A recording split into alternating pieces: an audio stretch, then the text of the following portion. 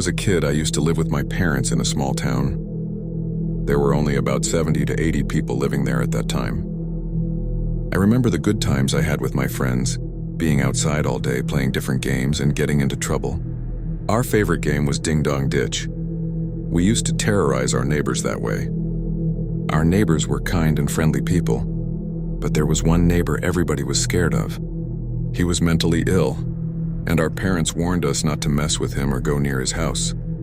His name was Martin, and he was about 35 years old at that time.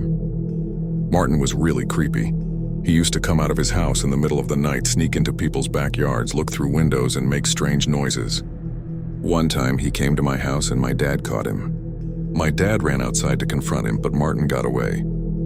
The next day, my dad went to Martin's house and warned him that if he ever came near our house again, he would kill him.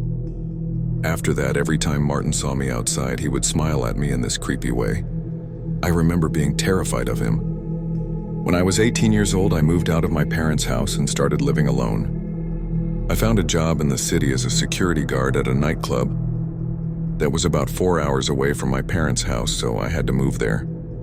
All my friends stayed in the city where we grew up. 5 years passed, some of my friends who were older than me got married, some had kids, including my best childhood friend, Steven. One day I texted Steven to let him know I'd be in town, because I had some time off due to an injury I got while working one night at the club. Some drunk guy hit me with a beer bottle and left a small cut on the back of my head. It wasn't too bad, but I used it as an excuse to take some time off, go back home and visit my parents and friends.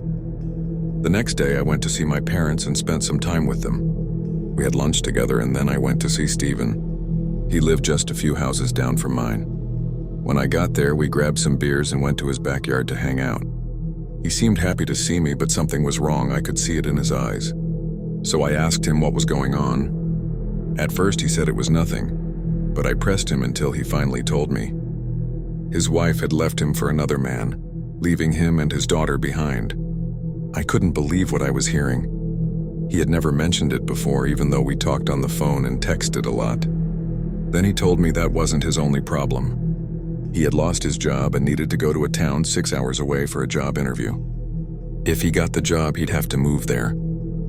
He seemed embarrassed, but said he wanted to ask me something. I told him to just ask, that I'd do anything for him. He asked me if I could babysit his daughter, Emma, for 2 days while he was gone since he couldn't take her with him.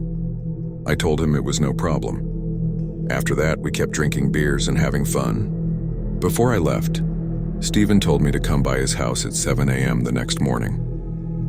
The next morning, I went to Steven's house. He was standing outside with Emma waiting for me. I said hello to her, and Steven explained that I'd be babysitting her for the next 2 days while he was out of town. She seemed really happy about it. I could see Steven was worried, but I reassured him that everything would be fine. He kissed Emma goodbye, then left. That day, the weather was beautiful. First, we went to the park, then we went to my parents' house for lunch. As it started getting dark, I told Emma it was time to go home. On our way back, I was holding her hand while texting Steven about our day. I was talking to Emma, but I noticed she suddenly squeezed my hand tighter and stopped talking. I looked up and froze. It was Martin. I hadn't seen him in years. He looked older now, but he still had that same creepy look in his eyes. I could see Emma was scared of him, so I picked her up. The whole time, Martin and I never broke eye contact. When we finally got home, I put Emma down and quickly locked the door. She told me she was really afraid of Martin and that she had heard he hurt some kids. I calmed her down and reassured her that she was safe with me. After that, we watched some cartoons until Emma went to bed. Emma was asleep, so I called Steven to tell him that everything was fine and that Emma was sleeping. He had just arrived at the hotel, and we continued talking over the phone. After about 10 minutes of talking, I asked Steven if the kids were still afraid of Martin, and he said yes. He also told me some strange things were happening in our town, so I asked what things. He said that 4 kids were missing and that he didn't trust anyone anymore except me. I was really shocked to hear that. We continued talking for 5 more minutes, and then he said he needed to go to sleep and that he would check on me and Emma in the morning. After our conversation, I went on the internet and started to search news articles about the missing kids Steven told me about. It was true. 4 kids were missing, 1 boy and 3 girls. They had been missing for over a month. Eventually, I fell asleep on the living room couch. It was 2 a.m., and I was woken up because I heard someone walking around the house and some clicking noise at the door. I went to the door and the clicking noise stopped. I looked through the window, but I couldn't see anyone. Then I checked all the windows and there was no one outside. I went to check on Emma. She was sleeping, and then I went back to the living room. Something caught my eye. I saw a shadow outside. I opened the front door and stepped outside. Someone was standing behind a tree in front of the house.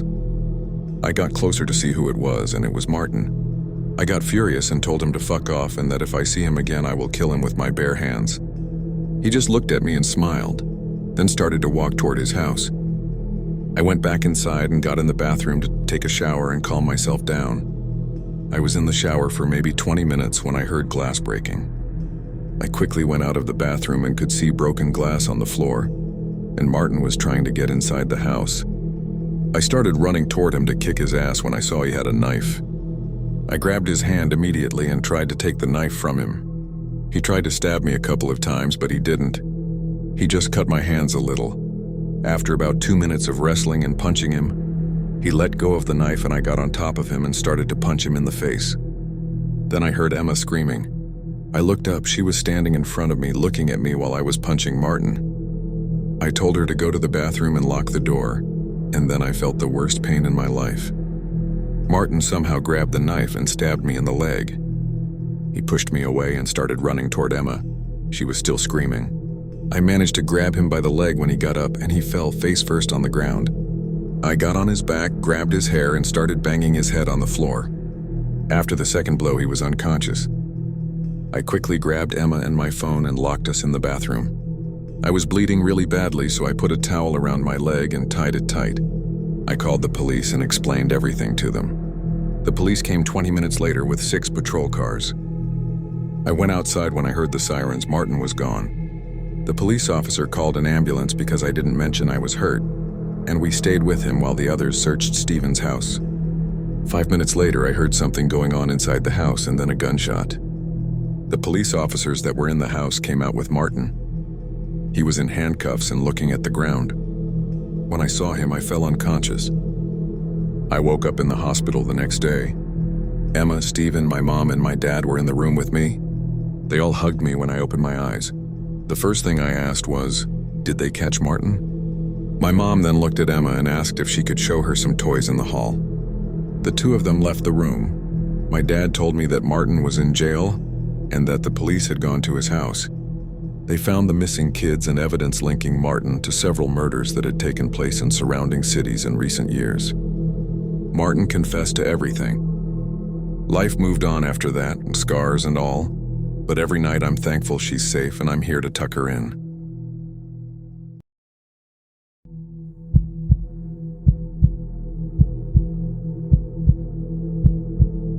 This happened about 3 weeks ago, and to this day I am still creeped out, and I hope that the man never returns. I'm a 22-year-old female, and I just finished my 3rd year at my local university. Tired of living in a dorm, I wanted my own apartment and was lucky enough to find one close to school. At first, pulling up to the place, it looked like a dump, but with the deal of only $300 a month plus utilities, it was worth the hassle.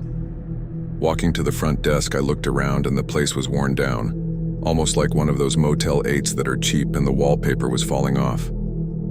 I'd already paid 3 months' rent and the landlord was showing me to my room. I was on the 3rd floor, so with the elevator out, I had to carry boxes up the stairs, which only made me dread this place even more. The landlord was creepy himself. Let me describe him. He weighed about 300 pounds, was sweaty, and looked about mid-50s. His teeth were yellow and his voice was hoarse.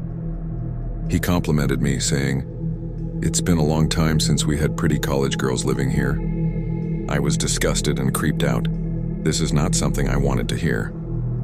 Once we arrived at my room, he unlocked the door and let me go in first.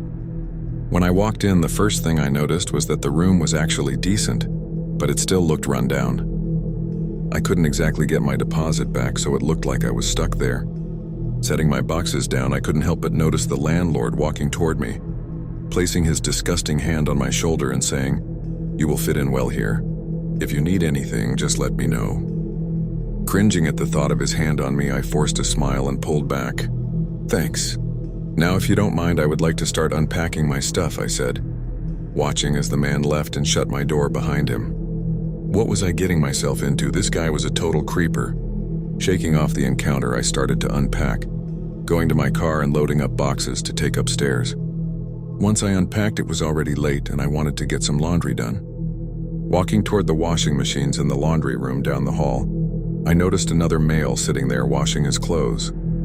Offering him a smile to be polite, I started to load my clothes in the washer, but I could feel his eyes leering on my body, checking me out. The man looked homeless, but he was young, probably mid-30s. Leaving to go back to my room to take a shower while my clothes were washing, it was about 20 minutes when I heard noises outside my door.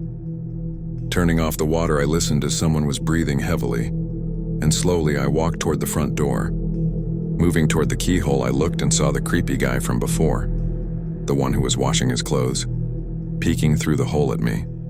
Backing up, I cursed at him. "What the hell? Get away from my door, you pervert!" I screamed, watching again through the peephole as the male rushed back to his room and slammed the door behind him.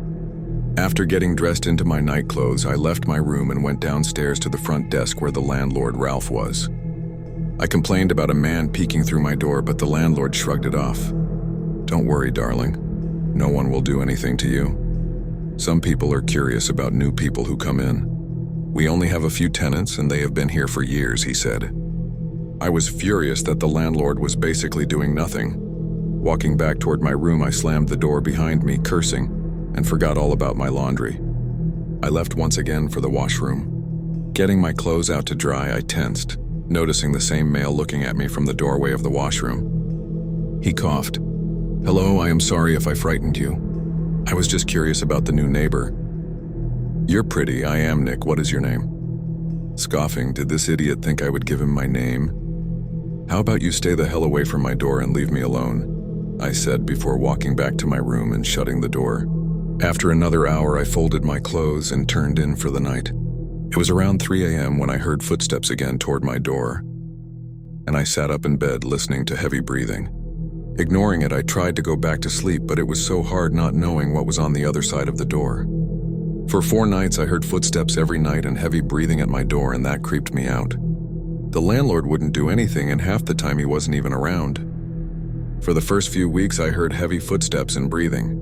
I knew it was Nick peeking through the keyhole. One night, though, everything changed. I was reading a book when I heard noises once again from my door. Getting up, I kept my pepper spray with me and opened the door. There was Nick standing there with my mail and a dirty smile on his face. "Here you go, love. Thought I'd drop these off to you. Mind if I come in, beautiful?" he said. Taking my mail from his grimy hand, I said, "No, I don't want you in here. Leave me alone." Just as I tried to shut the door, his foot stopped it from closing as he leaned in very close to me. "You know, darling, it's rude not to be nice to your neighbor. I only wanted to give you your mail and check in with you." Pushing him back, I slammed the door hard in his face, quickly locked it, and yelled for him to leave me alone. Keeping my ear to the door, I heard his footsteps start to leave, and just to be safe, I looked through the keyhole, which was my biggest mistake. The jerk was jacking off in front of my door. He must have spotted me through the keyhole because he just had one of those smirks and licked his lips. Disgusted, I walked away, wanting out of this apartment, but I had nowhere to go and I was very far from home. Looking up my school's website, I found a dorm spot available and immediately called getting it. I would leave in 2 weeks, and at this point I didn't care about my deposit. We have a fire escape outside that leads to each floor in case of emergency. But what happened next made me never want to be alone in the apartment. One day I went out for lunch with a friend from school. Coming back, I noticed my front door had been picked and unlocked. Immediately, taking my pepper spray, I walked inside, seeing my clothes all over the floor and a lot of my panties were missing. I knew who it was, that sick bastard Nick. Picking up my clothes and stuffing them back in my dresser really scared me. What scared me the most was a photo I found lying on my bed. It was a picture of myself in my robe. Written on the photo was the word beautiful. That sick bastard must have taken a photo of me outside on the fire escape. I'd had enough and packed my bags, wanting to get the hell out of the apartment after weeks of his harassment. Just as I packed my clothes and opened my door to leave, I planned to have my best friend's brother come with me to get the rest of my stuff. There, Nick stood outside his door with a pleasing grin. "Why are you leaving, beautiful? You know I did enjoy your company," he said. I only shook my head. "You're a creep," I said, walking away with my suitcase. But just as I got down the hall, I heard footsteps. He was following me. I felt his grasp on my arm, stopping me mid-walk and pulling my back against his chest. "You really should stay." I elbowed him hard in the stomach, pulling my arm free, and took off to my car. Getting in my car, I wasted no time leaving. Never will I forget this experience or even trust apartments near my city. God knows what that guy would do if he caught me one night or decided to break in when I was sleeping. He could have been a psycho or even a killer. Luckily, no rent was worth all that trouble. I may have lost my money, but at least I was safe.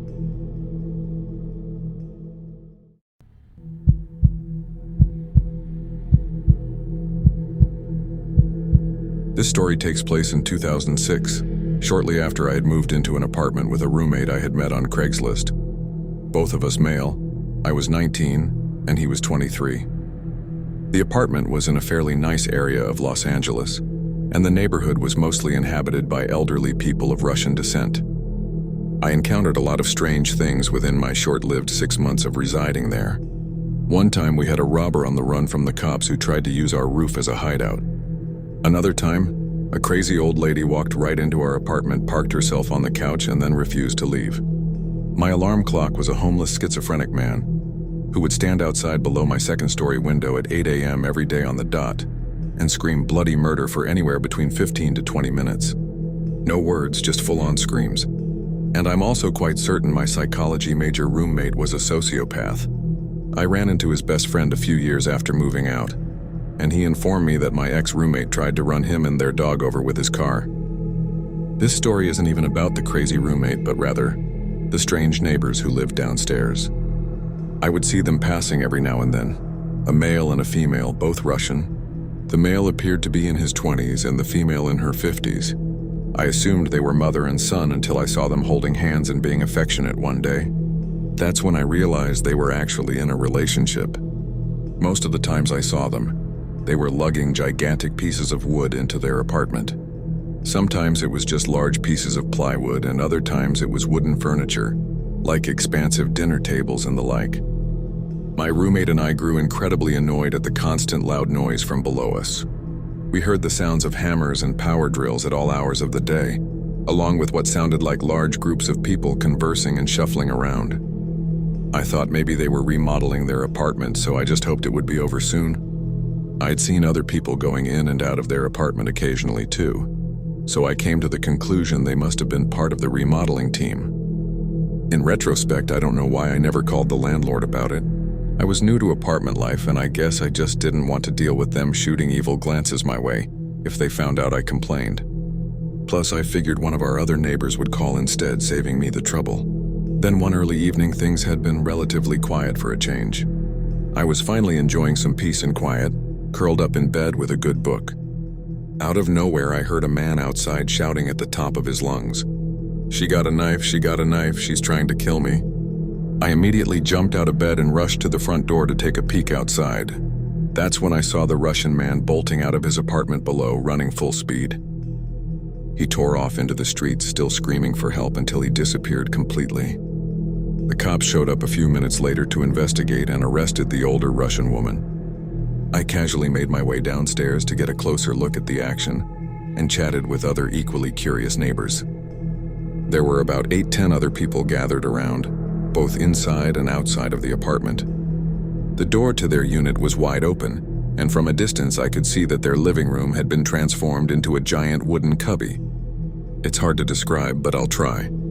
You know in grade school how you'd put your backpack and supplies into a cubby hole for storage?